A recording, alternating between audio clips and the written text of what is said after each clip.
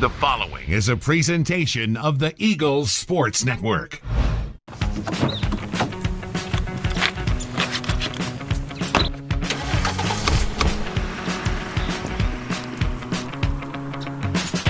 Hello and welcome. It is the season finale.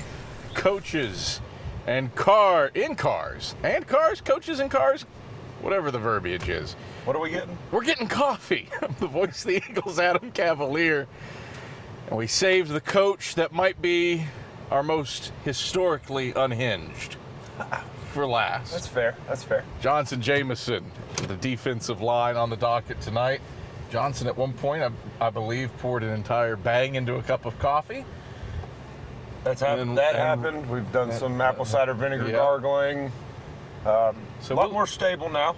Well, I've had a plan, and you've been trying to convince me, without knowing my plan, to abandon my plan in favor of doing something different.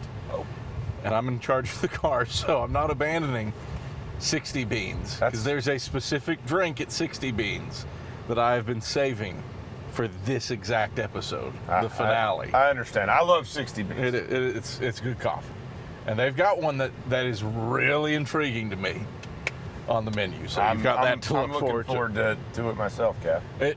60 Beans has a deep roster of coffee beverages. I haven't repeated one this season. I mean, what are we at? This is episode 9, the season finale. Technically episode 11 if you include the special to start with Ashley Ingram and then my random one with Griff. Haven't repeated one. There's also depth, similar depth in the defensive line room. Mm-hmm. Everybody back. You get a David Alexander back from injury. Martavis Mason continues to blossom. Break down why an Eagle fan should be excited about Carson-Newman's defensive front. Like you said, the depth. I think we're going to be able to play a lot of guys. We're going to be able to roll guys in and out, stay fresh, get them playing harder and faster. They're bought into it. They like watching each other have success. So I think that's going to be the biggest piece. Is, we've every year we've always had quality players, but probably more quality players down the depth chart than we've ever had. I want to start with a guy that was on the Sacks player to watch list. And that's Martavis Mason. Made an impact as a freshman, continued to make an impact as a sophomore. What do you see from him now that he moves on to being an upperclassman? Well, the number one thing that I can say about Chico is just how proud I am of him and his leadership. Not only that he brings to the defensive line room and the defense, but to the whole football team. I mean, if Chico says do something, you do it. If Chico tells me to do something, I do it. Because he's got that it factor about him. He's been up here all summer. He's worked hard. I think he's improved tremendously, especially as a pass rusher. I know that was something he was really focused on, and I've got to see him do some things this spring that I haven't seen him do. So he's going to be a big piece of what we do, and every bit of success that he has, he's certainly earned. It was a room last year that got dinged up a fair bit. Jesse Combs showed flashes as a freshman, but spent much of the year injured. And then David Alexander went down with an injury in the first couple weeks of the season. You get those two back. What do they mean to the front? Well, David's been around a long time. He's played a lot of ball for us. He's played every position on the defensive line, and so he's got a lot of versatility and experience. He's a savvy player. He's going to play hard. He's going to do great in practice. So excited to have him back and send him out the right way. And then Jesse got to play, in a few games late in the year, and I thought made us better. And he's unbelievably talented, very good technician in his own right in terms of what he can do in the run game and the pass game. So I think that this is going to be a breakout year for him, I anticipate. So those two guys really, really anchor us down inside there. You alluded to the depth. And certainly guys like Fortune Woods, Dedrick McClain, those are guys that have been with the program for a good long while. Mm-hmm. And I'm going to make a presumption here. I think it's accurate, but you can count on. Oh, yeah. In big spots. Yeah, Dedrick has been around even longer than anybody, almost as long as us. not that long. I am, for the record, reusing an entrance video piece of concept from this guy's playing days. It's only been 10 years. That's it. Yeah, that's 11 close. years. He's not quite there. 11 years. Yeah. It's longer than that. Trust me. He's Go ahead, anyway. But he's played in a lot of games. He's started games for us, and he's improved a lot. He's worked harder and harder every year that I've known him. Fortune Woods has bounced around the Carson-Newman defense at multiple spots, and now we've got him playing defensive end. He had to start some games for us last year. Played a lot of ball. Great special teams player as well. Side note, great contributor there. He's blossomed and emerged as another leader in the room and taking some control. So those are two guys that we're going to count on to be in the right spot, to play the way that we want to play defensively and play hard. So excited to have, when you've got that many guys that have been around doing it for as long as they have, that's easy guys to roll in as a coach. Are you going full unhinged as we pull up to the window? Cap, you know. You're a father now. Like my heart, black and cold. Okay. All right. Father of two. Yeah, Father of two, you're just normal stop. now. I think Coach Goins was the same, just black iced coffee. Yeah. Simple. I am going the opposite. Going unhinged. Opposite direction. Truly, I've been looking forward to this since I saw it on the menu. Okay. I'm very Is it on this? Yeah, you can. Okay. Okay, y'all are gonna like this. Do you have a guess? Do you have a guess? I'm gonna go. Do you have a guess? How well do you know me? We've known each other for You like 11 years. You like the sweet. I do. And so I was intrigued by these Lotus drinks, but I don't know if that's got enough caffeine for you. That's correct. It does not have enough caffeine. That's the only thing I can see. So okay. You are probably blocked. So I'm gonna let the suspense continue to build here. It's whatever. Nobody wants to know about the defensive line. No, everybody's really here to tune in to see the final coffee order. Yeah, from me, not from you. No, mine's too boring. No, I don't have anything to pour in it. Nothing. Not gonna put pre-workout in there. You've really matured, and I'm proud of you. Been going to bed earlier. This will be my first day in several months of having 2 caffeine beverages. You'd be proud. Wow. I've been just in the morning. Wow, unbelievable. How are you doing? Good. Well, you go first. Can I do a just a iced coffee? Just a regular? Yep, black. Just black? Yep. Absolutely. And then I'm going to do the opposite of that. I'm going to do a large tiramisu latte, please. Wait, say that one more time. I'm going to do the opposite of that, a large tiramisu latte, please. That's so loud, I cannot hear you. Just 1 second. Sorry. Okay, go again. A large tiramisu latte. Okay. Communication's critical on the field, that's critical right. at the That's drive-thru. right. If you can't hear, you can't hear. Tiramisu latte. How about that? That's espresso, milk-topped mascarpone cheese, cocoa powder, and a ladyfinger. So just a regular latte? The tiramisu latte. Tiramisu. Yeah. a ladyfinger. A ladyfinger. It's a little cookie. Oh, a little cookie. Have you never had cold or hot? I'm gonna go cold, please. I've had tiramisu. I'm just not. A ladyfinger is the cake element Oh, okay, gotcha. of the tiramisu. Gotcha. An espresso-soaked ladyfinger is the base. Gotcha. And so now you're just getting that. Yeah. Okay. I like it. I'm excited for you. I'm excited. I'm genuinely. We've been shooting these for a month. So every time you drive up, it's looking at you. I'm gonna save it. I'm gonna save it for Want it a small or large? large, please. I can't go small. No, not with that. I mean, you're in for a If you're penny. gonna do it. You're in for a penny. You might as well be in for a pound. Obviously, a lot of returning veteran depth. The kind of veteran depth that you can count on to be bold and order a tiramisu latte late in the game. But you had in some transfers. Yep, You had in some transfers. What excites you about those newcomers? So the first one that comes to mind is Caleb Graham. Okay, that's Joined us. 12:35. Thank you. He joined us this spring from Austin P. He's played at Maryville High School, so he's from the area. We recruited him coming out of high school, so it's good to kind of get him back. And he's added some leadership qualities and some toughness. And he's got a little bit of an edge to him.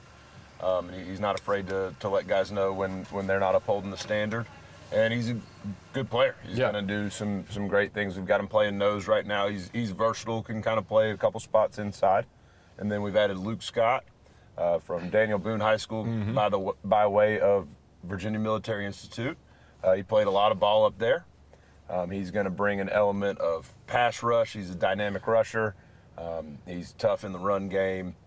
So I think the fact that he can come in and be a piece there, I mean, those are two guys that are big-time players, and I'm excited to see what they can do for us on Saturdays. I don't think it can be overstated. Luke Scott looks like a football player. I mean, David Alexander looks like a football player. I mean, I guess it remains to be seen for the transfers, how that translates to the field. But for the look test, my goodness. Oh, we're going to be pretty getting off the bus. Yeah, you pass it with flying colors. Now, can it translate to the field? I guess we'll find out if their coach is going to do a good job with them. Because those guys have some success in spite of me sometimes. I'm not going to argue that in favor of that. I would argue to the negative. I think that you get some good synergy going down there. Yeah, they're a fun group, man. They're bought into what we talk about, playing together, loving each other, playing with great effort, believing in what we're doing. And so I'm grateful for them that they buy in, and they got to deal with a little bit of my crazy rants. But they've bought into playing together and being a critical part of the defense. Because I tell those guys this, Cav, if we do our job, the team has a chance to win. You know, if you're talking about Carson-Newman football, you do have to talk about and acknowledge the historical nature of the program, not only for Ken Sparks, but going back to Dal Sheely. And then for the defensive line, I mean, there have been two coaches in that room for the last 33 years, I think it is now. Dan Redding holds the lion's share of that. Yep. But you're the other guy. Do you have a sense of responsibility to carry on as a former player who played for Ken Sparks and Dan Redding? Do you have a degree of responsibility to carry on the legacy of what Carson-Newman football is for the defensive line, both on the field and off? I think so, just from the stand. You know what, if you're getting into coaching, what guy's dream isn't to get a chance to coach for his alma mater, to coach the position that you played, to follow the guy that coached you. Yeah. I mean, that's kind of, in and of itself, kind of a dream. Yeah. And, you know, I think it's having been a guy that got to play for Coach Sparks and the culture and the standard that he set over the years as I've been here, you kind of watch, you know, it used to be a lot of alums, and now we're kind of down to just a couple of us. Yeah. Oh, man. Oh, boy. Thank you so much. Okay, there's the lady finger. Yeah, there's the lady finger. Thank you so much. Appreciate you. Communication is critical. It's hot. We'll throw some ice in. That's all right. Yeah. That's all right. Coffee's coffee. Coffee's coffee. This It's not coffee. is far more than coffee. This is... Yeah, it's more of a wide receiver. That's not a defensive line. Nah, this is a D-line beverage. Ooh. Burn my tongue a little bit. It's because it's hot. Yeah, I'm not used to it. I don't have that coffee callus. You're exclusively iced. Exclusively I mean, iced. how can you not be in this weather? Yeah. Well, and I want to get it down. I want all 200 milligrams right Straight now. into you. I don't want to drag it on. So, again, focusing on the legacy, I mean, you were exposed to what this program is about as a 21-year-old, 22-year-old kid. How do you then share that to your own players now?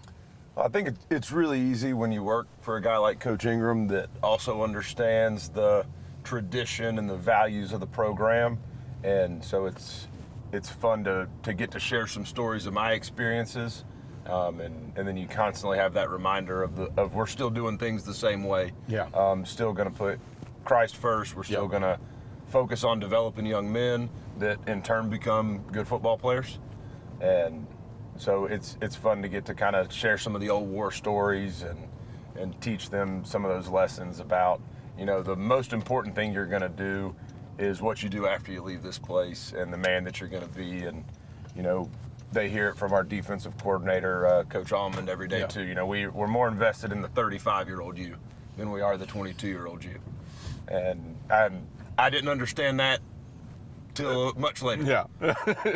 till you hit your. Yeah. Not quite 35, but getting close. You're trending.